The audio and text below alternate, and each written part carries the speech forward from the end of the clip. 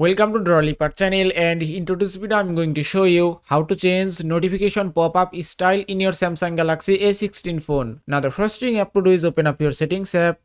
Now from here scroll down and then go to notifications option. After that go to notification pop-up style option and then go to edge lighting style and then go to edge lighting style.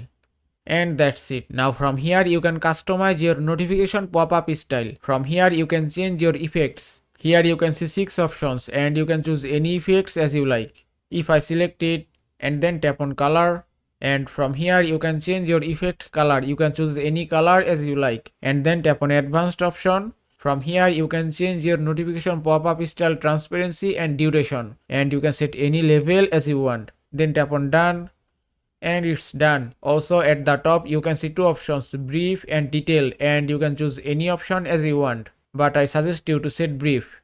And that is how you can change notification pop-up style in your Samsung Galaxy A16 phone. I hope this video was helpful. If it was, please give it a thumbs up and don't forget to subscribe.